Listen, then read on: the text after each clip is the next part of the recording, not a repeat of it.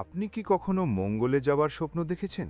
কিংবা এমন কোনো গ্রহের যেখানে গাছপালা দেখতে উল্টানো ছাতার মতো? যেখানে পাথর কথা বলে সময়ের ভাষায়, আর বাতাস বয়ে আনে কোটি বছরের পুরনো কোনো গল্প? একবার ভাবুন তো, চারদিকে রুক্ষ পাহাড়, অদ্ভুত সব উদ্ভিদ, আর অদ্ভুত এক নীরবতা। মনে হচ্ছে যেন আপনি পৃথিবী থেকে আলোকবর্ষ দূরে অন্য কোনো গ্যালাক্সিতে এসে পড়েছেন। না, এটি কোনো সায়েন্স ফিকশন সিনেমার সেট নয়, এটি মঙ্গল গ্রহও নয়, এটি আমাদেরই পৃথিবী। নাম সোকোত্রা, ইয়েমেনের একটি বিচ্ছিন্ন দ্বীপ, যাকে বলা হয় পৃথিবীর বুকে ভিন গ্রহ। মূল ভূখণ্ড থেকে প্রায় ২৪০ মাইল দূরে ভারত মহাসাগরের বুকে একা দাঁড়িয়ে আছে এই দ্বীপ। আফ্রিকা এবং আরব উপদ্বীপের মাঝখানে অবস্থিত হলেও গত ৬০ লক্ষ বছর ধরে এটি এতটাই বিচ্ছিন্ন যে এখানকার প্রকৃতি পৃথিবীর কোনো নিয়ম মেনে চলেনি। মহাদেশীয় বিবর্তনের ধারায় সোকোত্রা তার দরজা বন্ধ করে দিয়েছিল বাইরের জগতের জন্য, আর সেই একাকিত্বে সে তৈরি করেছে তার নিজস্ব এক জগৎ, নিজস্ব এক ইকোসিস্টেম।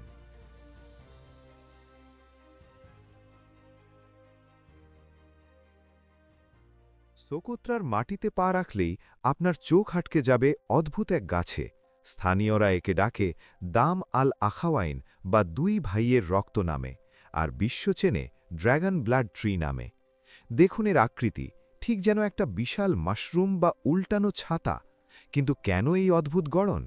এটি কোনো বিলাসিতা নয়, এটি সোকোত্রার রুক্ষ পরিবেশে বেঁচে থাকার এক নিপুণ কৌশল। মরুভূমির তপ্ত দুপুরে এই ছাতা নিজের শিকড়কে ছায়া দেয়, যাতে মাটি থেকে জল বাষ্প হয়ে উড়ে না যায়। সোকোত্রার প্রতিটি গাছ যেন একজন দক্ষ ইঞ্জিনিয়ার। কেন এর নাম ড্র্যাগন ব্লাড? স্থানীয় কিংবদন্তি বলে, ১০০০ বছর আগে এখানে এক ড্র্যাগন ও হাতির ভয়ানক যুদ্ধ হয়েছিল। তাদের রক্ত মিশে গিয়ে জন্ম হয়েছিল এই গাছের। এই গাছের কাণ্ডে সামান্য আঘাত করলেই বেরিয়ে আসে রক্তের মতো ঘন লাল আঠা। প্রাচীনকালের রোমান গ্ল্যাডিয়েটাররা যুদ্ধের ময়দানে ক্ষত সারাতে এই আঠা ব্যবহার করত। মিশরীয়রা মামি তৈরিতে, আর মধ্যযুগের জাদুকররা তাদের জাদুমন্ত্রে ব্যবহার করত এই ড্র্যাগনের রক্ত। আজও ভায়োলিন বার্নিশ করতে বা দামি ওষুধ তৈরিতে এর জুড়ি মেলাভার।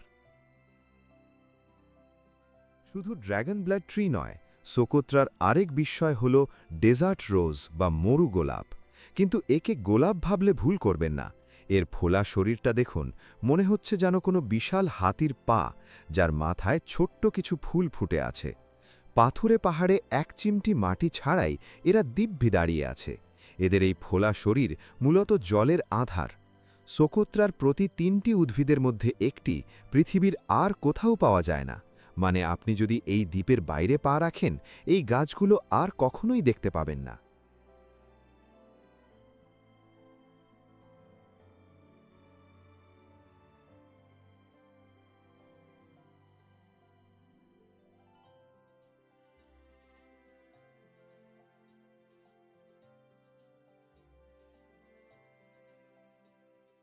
সোকোত্রা কেবল মাটির ওপরের জগৎ নয়, এর মাটির নিচেও লুকিয়ে আছে আরেক রহস্যময় সাম্রাজ্য।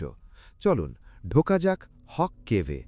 এই প্রায় ৩ কিলোমিটার দীর্ঘ গুহা সোকোত্রার অন্যতম বৃহত্তম প্রাকৃতিক বিস্ময়।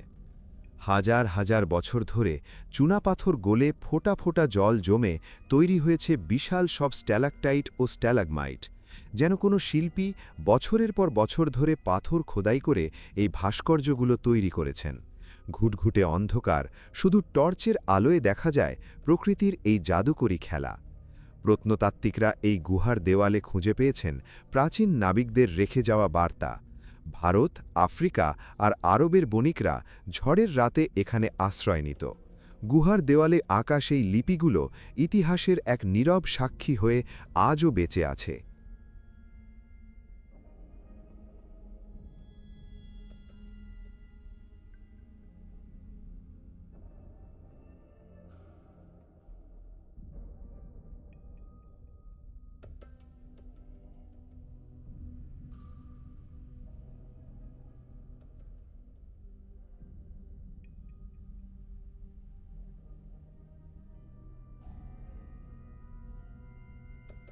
গুহা থেকে বেরিয়ে পাহাড় থেকে নামলেই আপনাকে স্বাগত জানাবে জাহেকের ধবধবে সাদা বালির সমুদ্র। এই বালি এতই সাদা যে রোদে তাকালে চোখ ধাঁধিয়ে যায়। একদিকে রুক্ষ কালো পাহাড় আর অন্যদিকে সাদা বালির টিলা, আর তার শেষ প্রান্তে ভারত মহাসাগরের গাঢ় নীল জলরাশি। প্রকৃতির এমন নাট্যকীয় বৈপরীত্য সোকোত্রা ছাড়া আর কোথায় মিলবে?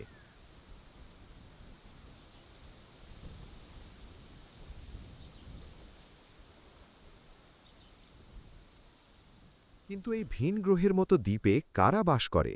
এরা কি ভিনগ্রহী? না, এরা সোকোত্রান আদিবাসী।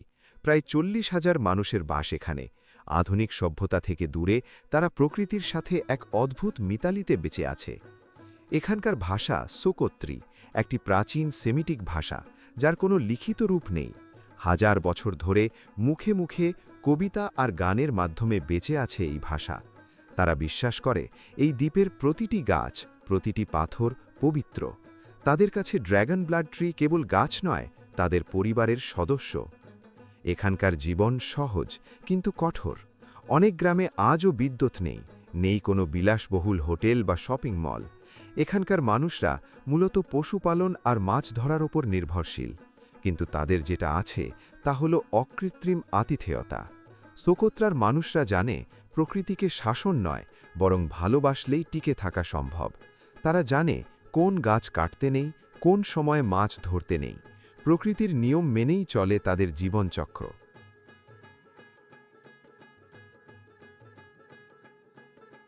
কিন্তু এই স্বর্গরাজ্য আজ এক অদৃশ্য বিপদের মুখে। সোকোত্রার এই বিচ্ছিন্নতাই এতদিন তাকে বাঁচিয়ে রেখেছিল, কিন্তু এখন বিশ্বায়ন আর জলবায়ু পরিবর্তনের কালো ছায়া এখানেও পৌঁছে গেছে। অনিয়ন্ত্রিত সাইক্লোন আর খরার কারণে উপড়ে পড়ছে শতবর্ষে সব ড্র্যাগন ব্লাড ট্রি। ছাগলের পাল খেয়ে ফেলছে নতুন চারাগুলো। বিজ্ঞানীরা আশঙ্কা করছেন আগামী 50 থেকে 100 বছরের মধ্যে হয়তো এই আইকনিক গাছগুলো বিলুপ্ত হয়ে যাবে। যে দ্বীপ 60 লক্ষ বছর ধরে নিজেকে টিকিয়ে রেখেছে, মানুষের অসাবধানতায় আজ তা ধ্বংসের দ্বারপ্রান্তে।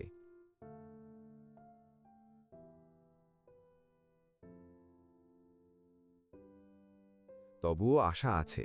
স্থানীয় মানুষ এবং আন্তর্জাতিক পরিবেশবাদীরা এখন এক হয়ে কাজ করছেন এই জীবন্ত জাদুঘরকে রক্ষা করতে। সোকোত্রা কেবল একটি দ্বীপ নয়, এটি একটি সময়ের ক্যাপসুল। এটি আমাদের মনে করিয়ে দেয় পৃথিবীর লক্ষ বছর আগে কেমন ছিল। এই দ্বীপ আমাদের শেখায় বৈচিত্র্যের সৌন্দর্য। সূর্য যখন ভারত মহাসাগরের বুকে ডুবে যায় আর সোকোত্রার আকাশে জ্বলে ওঠে কোটি কোটি তারা, তখন মনে হয় আমরা সত্যিই পৃথিবীর বুকে এক টুকরো স্বর্গে দাঁড়িয়ে আছি। ইয়েমেনের এই গোপন রত্ন, ভারত মহাসাগরের গ্যালাপাগস, সোকোত্রা, যেখানে বাস্তবতা কল্পনার চেয়েও সুন্দর।